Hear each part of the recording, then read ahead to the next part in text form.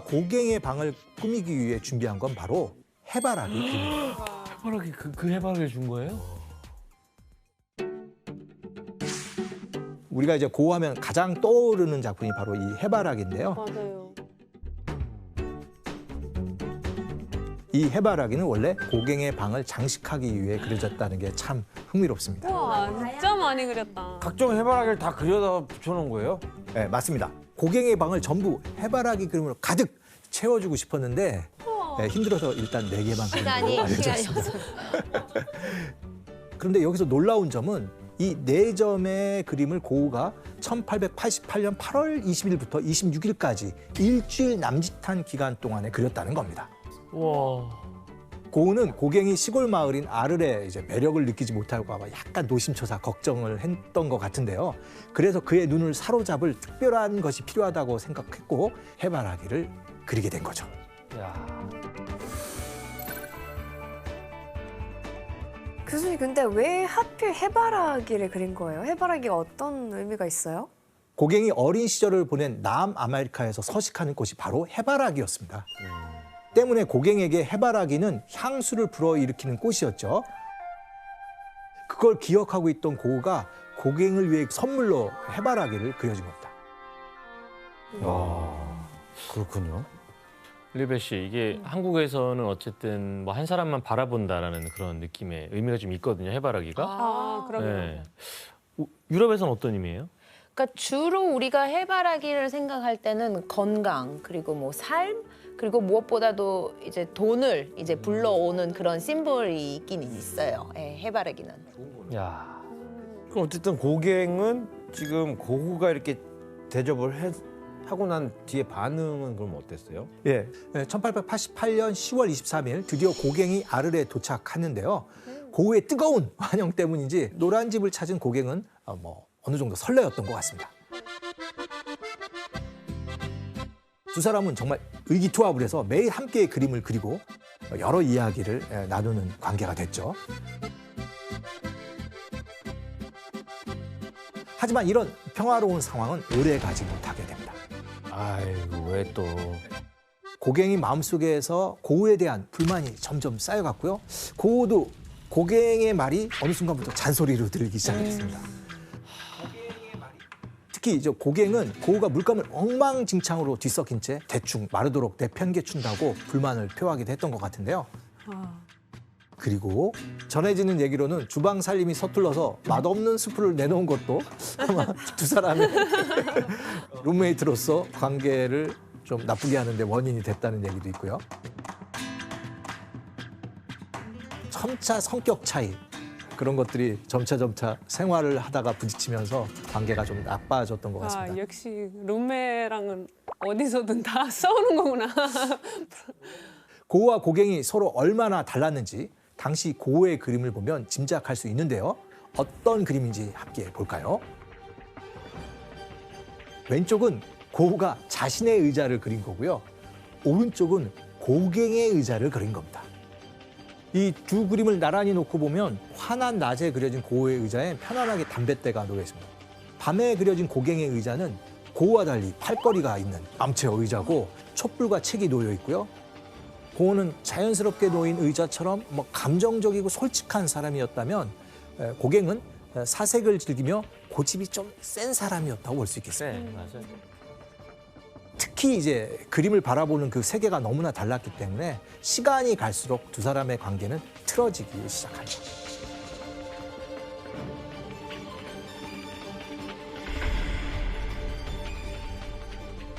그래서 두 사람 사이가 좀 안 좋아졌나요?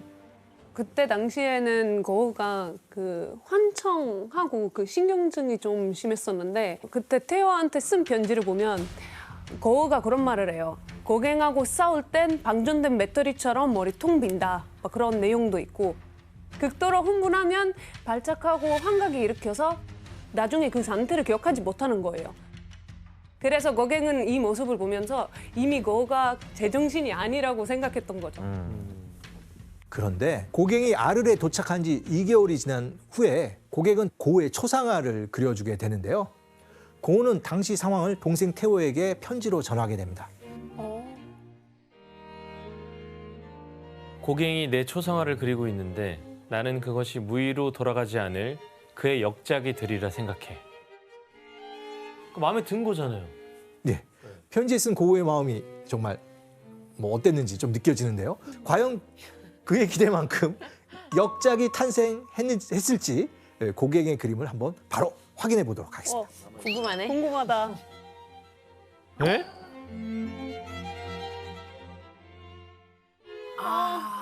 그러니까 뭔가 우울해 보인다. 뻘개요. 피곤해 보이고. 거의 코가 빨갛잖아. 지금 술김에 그렸다 이렇게 한 건가? 정말 실망했겠네요. 그림은 고갱이 또 위에서 이렇게 내려다보는 구도로 되어 있고요. 이런 시점을 보게 되면 은연중에 고우를 자신보다 아래로 보는구나. 낮춰보는 고갱의 속마음까지도 느껴지는 것이죠. 사이가 안 좋았네요. 근데 여러분이 만약에 이런 초상화를 선물로 받는다면 어땠을 것 같으세요? 뭐 고맙다고는 얘기하지만 아 그래 너 나 이렇게 생각한다고? 고우도 역시 자신의 모습이 맞지만 미쳐버린 내 모습이야 라고 말했을 정도로 그림에 대한 실망이 컸던 것 같습니다. 하지만 고갱의 이런 행동에도 고우는 고갱이 계속 아르레 남기를 원했던 것 같고요. 착해 고. 그런데 마침 고갱은 자신의 그림이 파리에서 팔리기 시작했다는 소식을 듣고 아르를 떠나기로 결심을 합니다. 일단 뭐 자신의 그림이 팔리기 시작하면부터 이제 손절한 거네요. 고갱이 떠난 거잖아요. 네. 파리로 떠나려는 고갱과 그걸 막으려는 고우 사이에는 극도의 긴장감이 팽팽하게 유지되고 있었는데요. 그런 어떤 팽팽한 긴장감이 계속되던 1888년 12월 23일 누구도 예상치 못한 끔찍한 사건이 벌어지게 됩니다.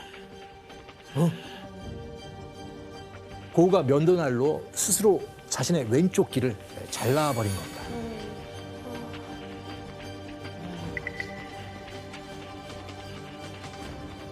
당시 다툼 끝에 고갱이 파리로 떠나면서 발작을 일으킨 고우가 자신의 귀를 잘라버린 겁니다. 아이고야. 이때 고우의 귀 상태가 어땠는지 소견서를 한번 확인해 볼까요? 사건 당시에 그려진 건 아니고 1930년에 기억을 더듬어 그렸습니다.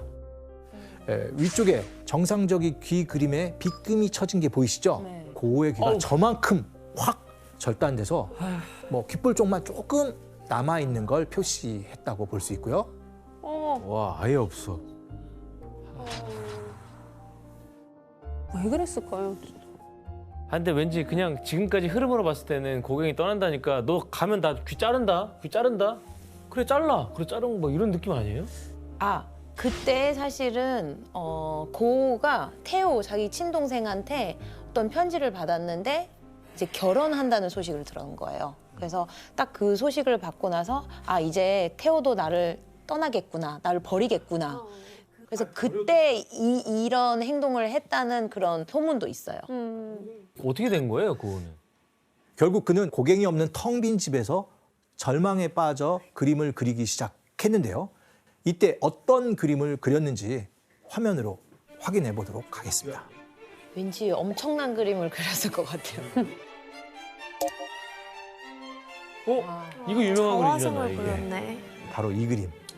이건 고우가 귀에 붕대를 감은 자화상인데 이 그림을 보면 바로 뒤에 이재일이 있잖아요.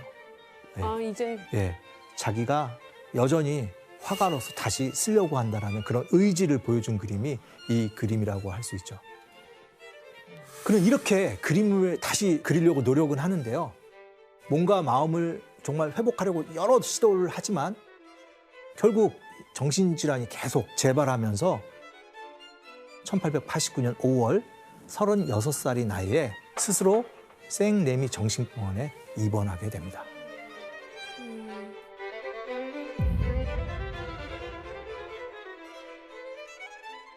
아드리아나 씨, 이때 고우가 정신병원에 갈 수밖에 없었던 그런 이유가 있었어요?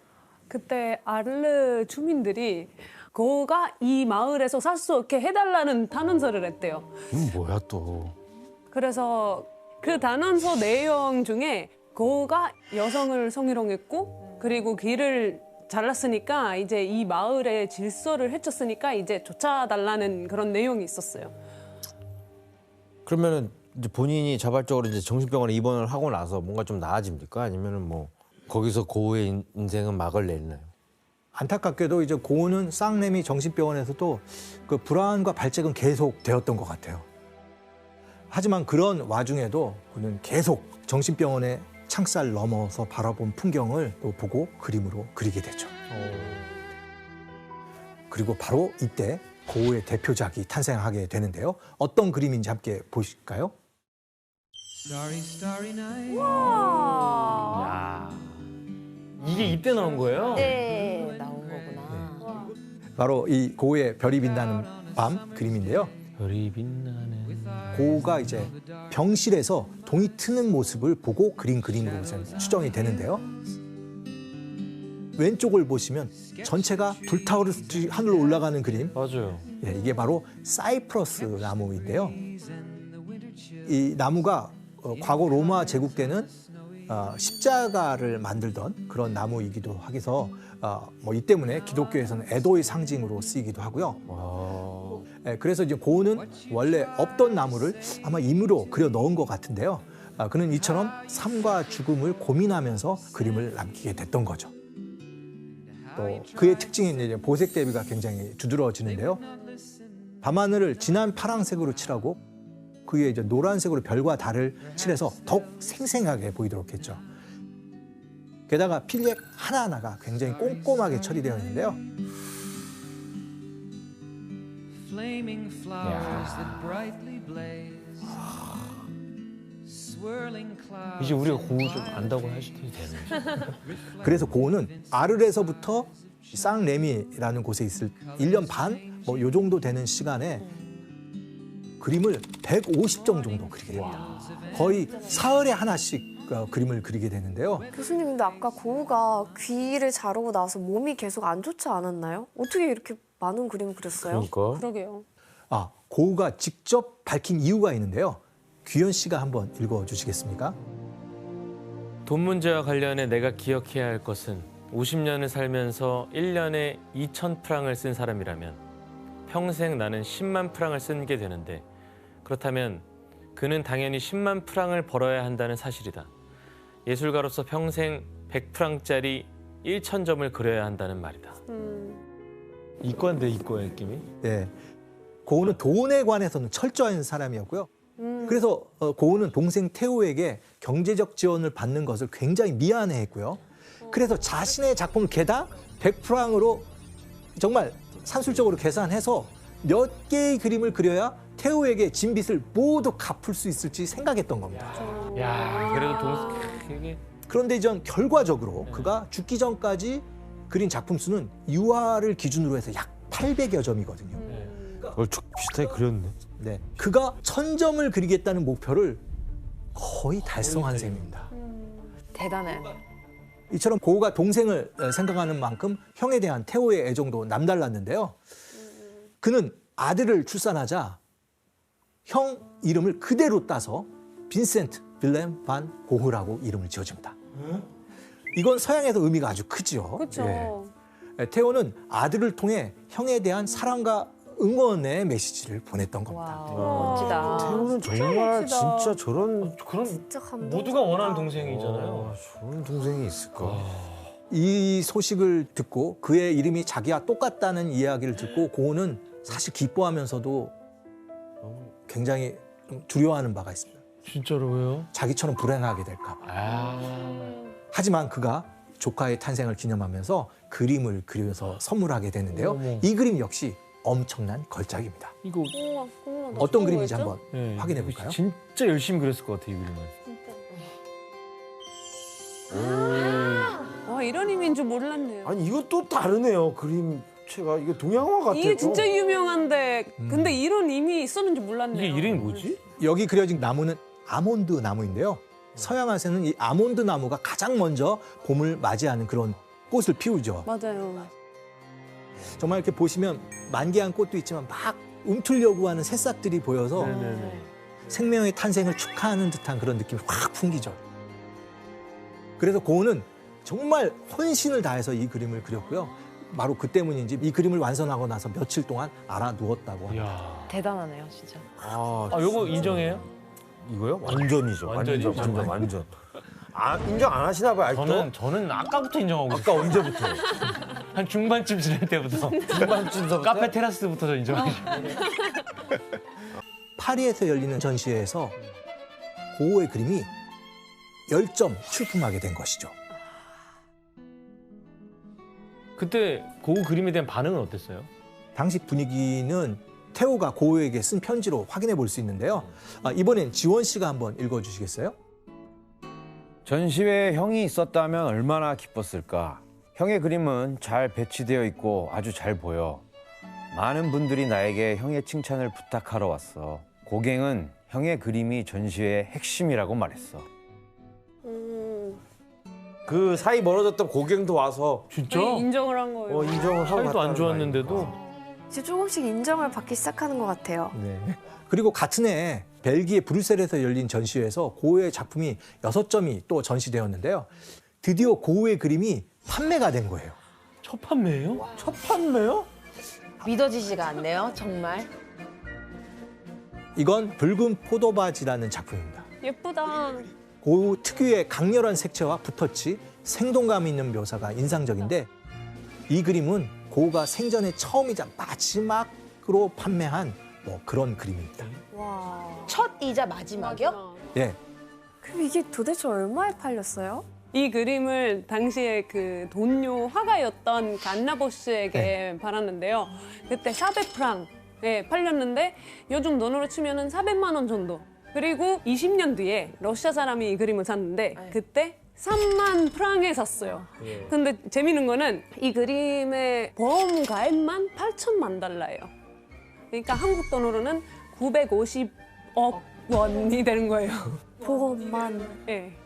야, 그 사람 그거 가지고 있었으면 그거 아이, 그럼. 지금 팔면 이제 지금 후손들까지 다 잘 살고 있겠죠. 네. 네. 이제야 사람들이 고흐의 작품을 알아봐주기 시작했지만 그의 상태, 특히 좀 몸 상태가 너무 안 좋았고요. 그에 따라서 이제 정신질환도 더 심해지기 시작했습니다. 예, 그림을 그린 지 10년째가 되는 1890년 5월 고흐는 치료를 또 받기 위해서 거처를 옮기는데 그가 찾은 곳은 바로 파리 근교의 오베르라는 곳이었습니다. 이 오베르는 파리와 가까워서 동생 테오와도 쉽게 만날 수 있었고요. 또 무엇보다도 테오가 소개해준 의사가 있었는데 가셰 박사라고 알려졌는데요. 이분이 고흐를 돌봐주기로 했죠. 그리고 고흐는 이곳에서 거의 하루에 한 점씩 정말 그림에 매달리게 되는데요. 그런데 생각보다 아르레 붉은 포도바디 외에 그림이 또 팔린 것도 아니고 이제 엎친 데 덮친 격으로 동생 테오가 아프면서 아유. 가세가 기울기 시작했습니다. 고흐는 미래에 대한 확신이 사라져 갔고요. 끊임없이 지속되는 정신질환에 지쳐버렸고 결국 1890년 7월 27일 그는 낡은 총을 들고 옥수수 밭으로 걸어 들어가 그리고 자신의 가슴을 향해 방아쇠를 당겼죠. 자살했구나. 자살이었구나. 하지만 비 맞았고요. 왜? 고흐는 피를 흘리며 숙소로 다시 돌아옵니다. 그리고 고흐의 신음소리를 듣고 그의 상태를 눈치챈 여관집 주인이 급히 의사를 불렀지만 더 이상 손 쓸 방법이 없었던 겁니다.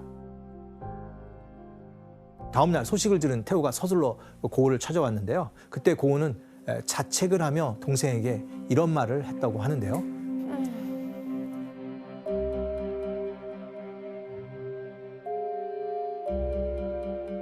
난 왜 이렇게 잘하는 게 없지?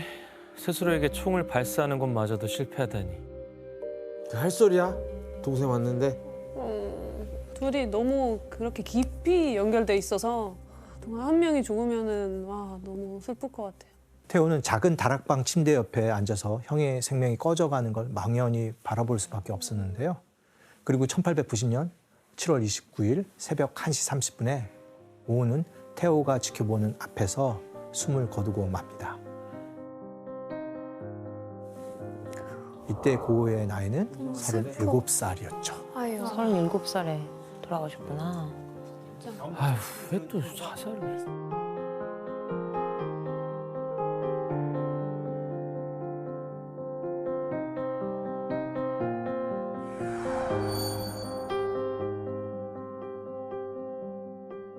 그런데 그의 죽음만큼 비극적인 건 고우가 사망하고 6개월이 지난 후 동생 태호마저도 지병으로 숨졌다는 겁니다.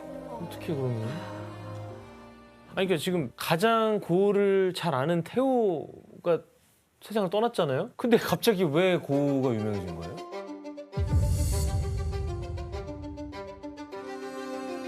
무명의 화가였던 고우가 전 세계적으로 사랑받는 미술계 최고의 셀럽이 될 수 있었던 건 바로 태호의 아내인 요한나 덕분입니다. 아.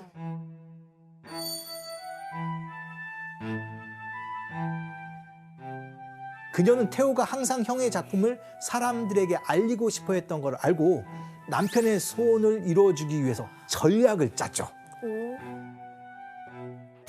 첫 번째는 그림의 가치를 높이는 일이었습니다.